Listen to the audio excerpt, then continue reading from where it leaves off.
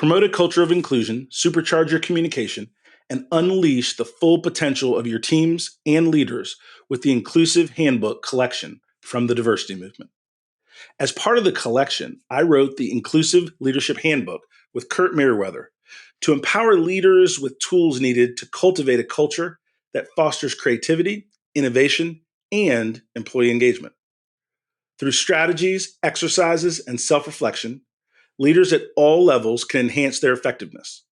Learn more at thediversitymovement.com/store.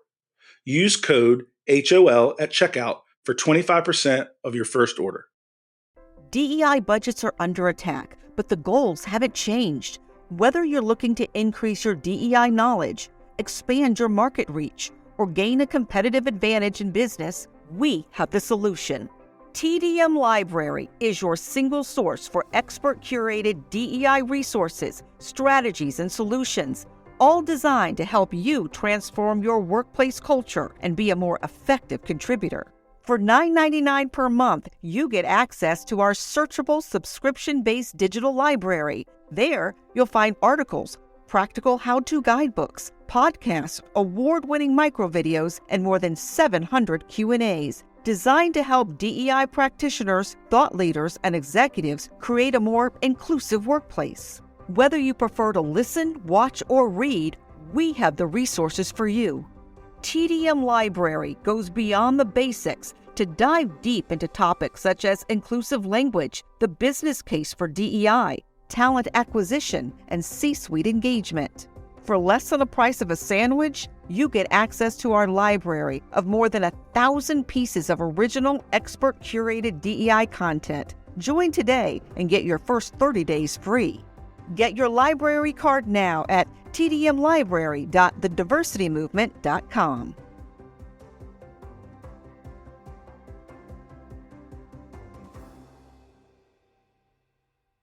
You can't stop me, nothing's gonna stand in my way.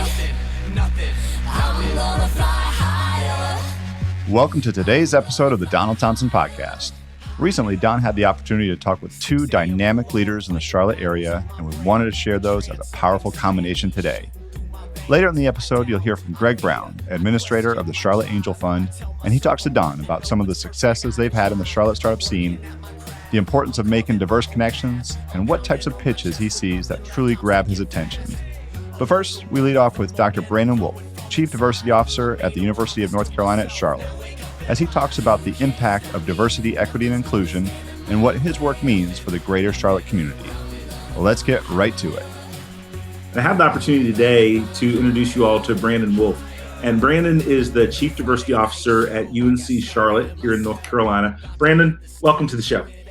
Thank you for having me. Give us a flavor of what your goals are with UNC Charlotte and what your charter is in that role as a Chief Diversity Officer for a major university. I jokingly tell everybody that I'm basically Walmart as it relates to diversity work here. But the role is relatively simple. I'm just the chief strategist for how do we implement, nourish, and sustain DEI throughout the institution in a manner that's clearly reflected in our policies, our practices, and our institutional norms.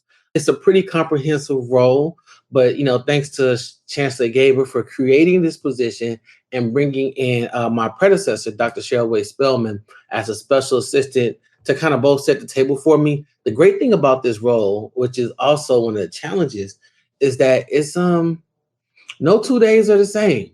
When you think about DEI work, it's integrated into every aspect of our institution. This work has evolved beyond enrollment and recruitment and retaining of diverse populations, but it's also how we're now looking at how do we sustain that work? How is our work integrated into the practice of not just higher education and what we do inside the classroom, but also how does it impact the institutional mission? Because as universities, we're not just places for higher learning, we're also a business. So what does DEI look like in the frame of supply diversity? What does it look like in the frame of how do we treat our employees? What does it look like in the frame of the services we provide to, and I would say our greater social responsibility to the community around us, because we're not an island within our own community. So this is our charge, this is our mission, and it's all goals and support and dovetailing with the larger university strategic plan.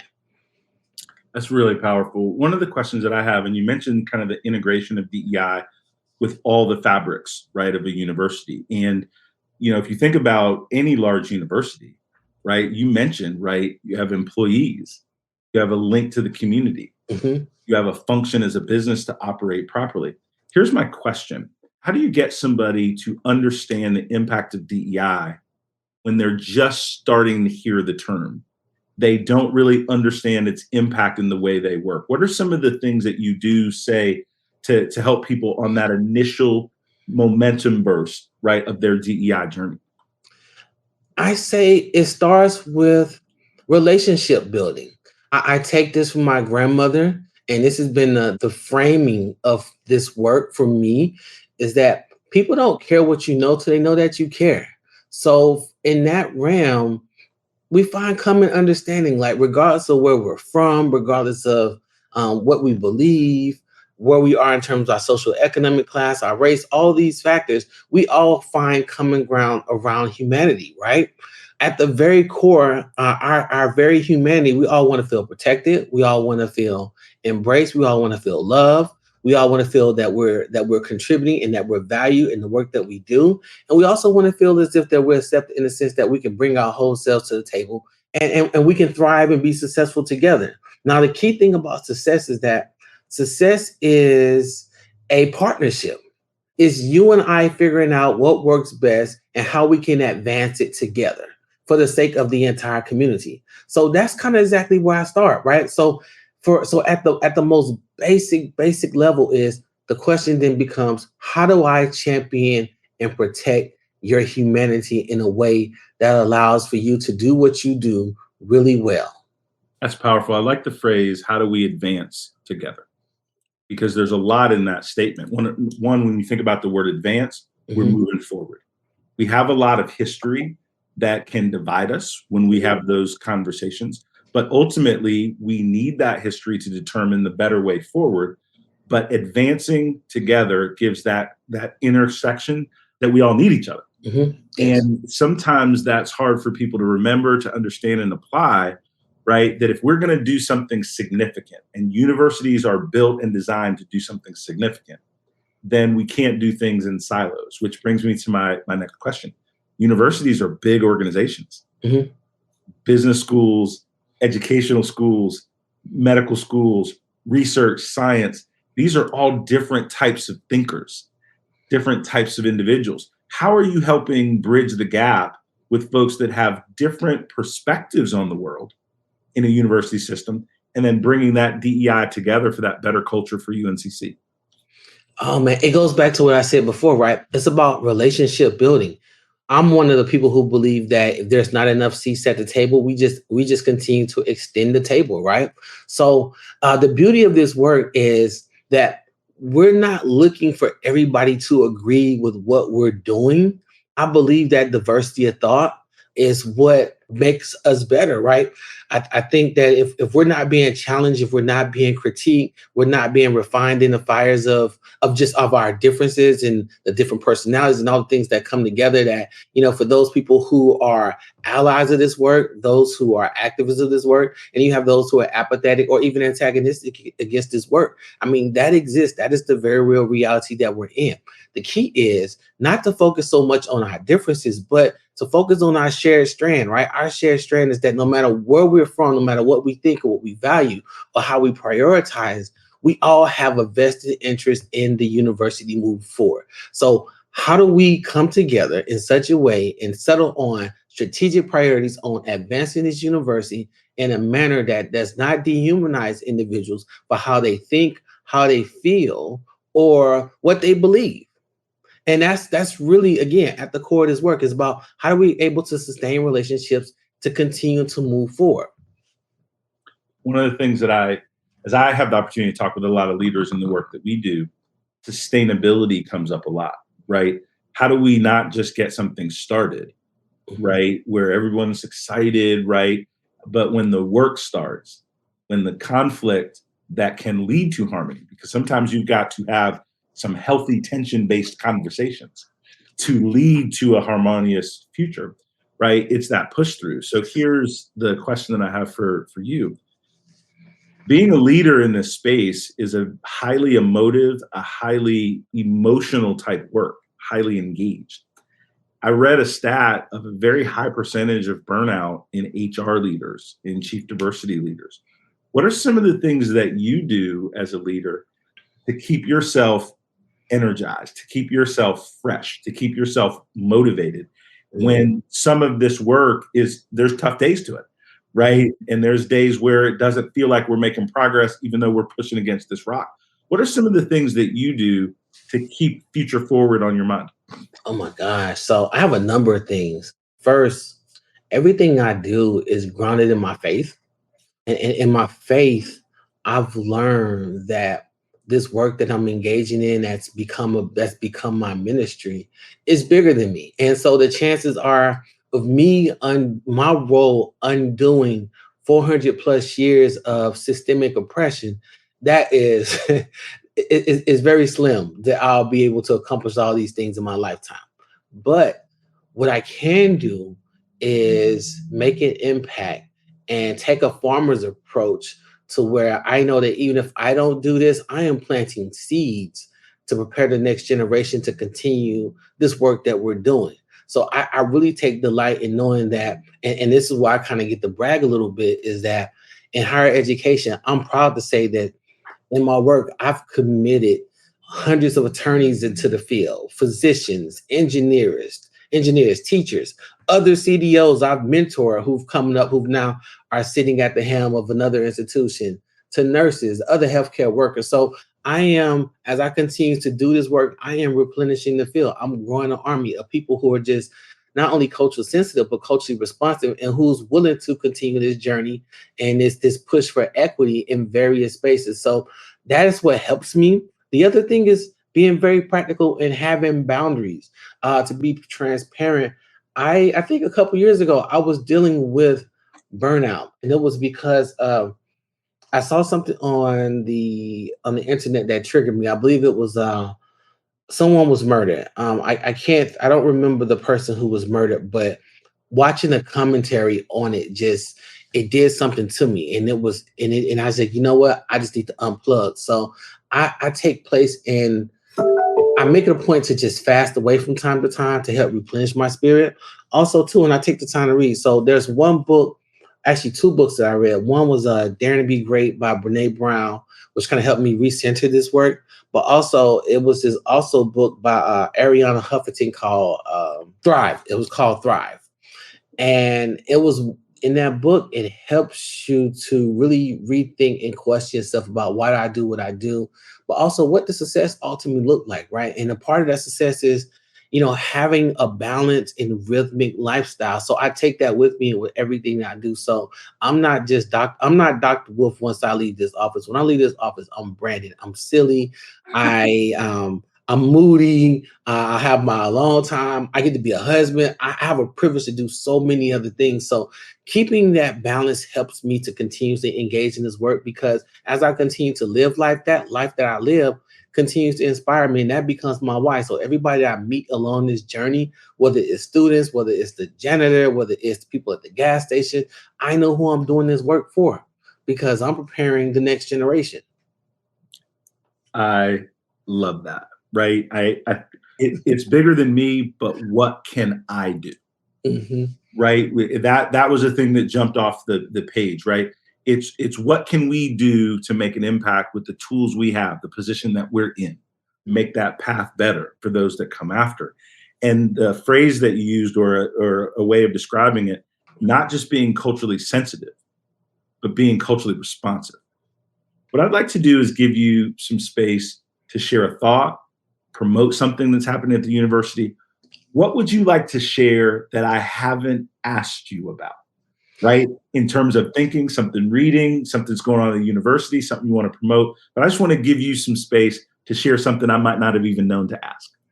Well, a couple things. One is that we're in the process of building out something that I believe will be just phenomenal. I love this work. I'm serious about this work. I'm investing in this work.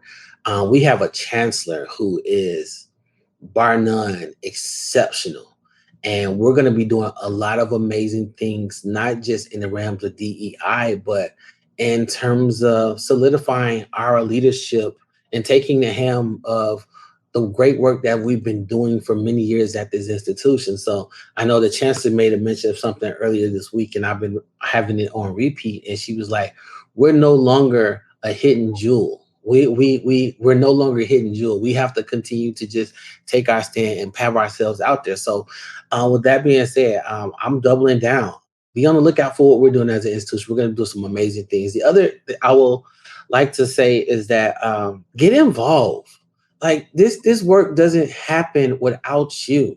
And this isn't just to the people on our campus, but this is the people in our community as well. We all have a shared responsibility. And UNC Charlotte is prime as one of the major institutions in the city of Charlotte to shift the culture and to strengthen the economic impact and the recovery of our city as well as our nation.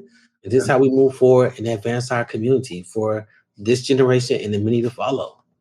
I think it's a powerful way to end it. I don't have anything to add. I think that it is both my pleasure to have met you, and then we're now a part of one another's network. Absolutely. Right. And so if anything that we can do at the diversity movement, we have a lot of free content on our site relative to learning guides, research materials on DEI, a lot of various videos and research. Certainly we work more with corporations, but we do have a handful of university organizations that we partner with, large scale universities. And it's not because organizations and universities can't do the work. Sometimes they need an innovation partner. Mm-hmm. We share materials that help them do some of the work they're doing faster, right? Whether it's our library of 500 plus micro videos that can be integrated, or I will tell this to our audience, but also to you as a shameless pitch. While I got you, is that our leaders, Jackie Ferguson and Roxanne Bellamy, have just produced their first book together. It is called The Inclusive Language Handbook. Mm-hmm. And one of the reasons that we found this very powerful is that getting people to change their language, instead of saying man hours, saying person hours. Mm-hmm. Instead of saying policeman, saying officer. Mm-hmm. Understanding our pronouns, understanding how our language can rise people up or tear people down. Right? Understanding the genesis from phrases like the rule of thumb, things of that nature. When people improve their language and conversations, it gives us a better platform for the broader work we want to do. And so we try to start everyone with, let's just speak better to one another. Let's just be more inclusive in our language. And what we find is people nod their head, I can do that. Because it doesn't make it such this monolithical thing that they have to change. Mm-hmm. We can just change how we communicate a little bit better, one conversation at a time. And so we're finding this book get a lot of great traction, and would love your feedback as a leader. So I'll probably send you a copy, and hope that we'll get that on your reading list. Absolutely. Brandon? I think it's shifting the dialogue from cultural competency to cultural humility. And that this is a lifelong practice. This isn't just something you check the box on and you move on, but we're constantly living and learning and growing with each and every interaction. That's exactly right. Well, listen, my friend, I have absolutely enjoyed it. I want to be careful with your time, but just from talking with you, like I can just feel UNCC has made a great choice, and I'm glad that you're there. And as someone that is investing dollars, sending my daughter to your institution, yes. It makes me happy that the chancellor and the leadership of your organization care enough to bring on somebody of your caliber to lead the charge, right? And to really be thoughtful about how DEI matters to the whole university. And I mean that sincerely, because where we send our kids to be educated, we have to trust that institution has them at the center, right, yes. of what they're doing. And it seems so.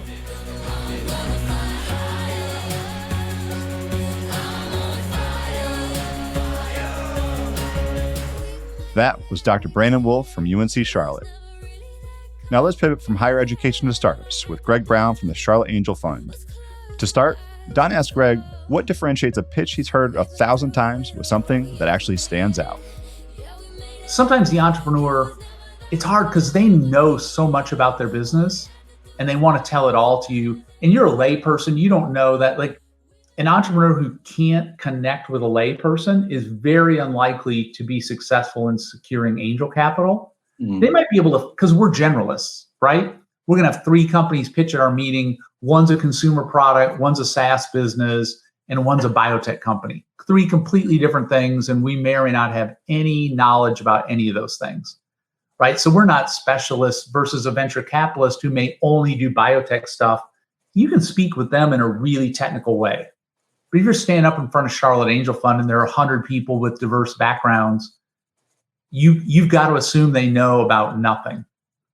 And communicate at a super high level what it is your company's doing, why it's important, why you're the right team, and why this is the right moment in time.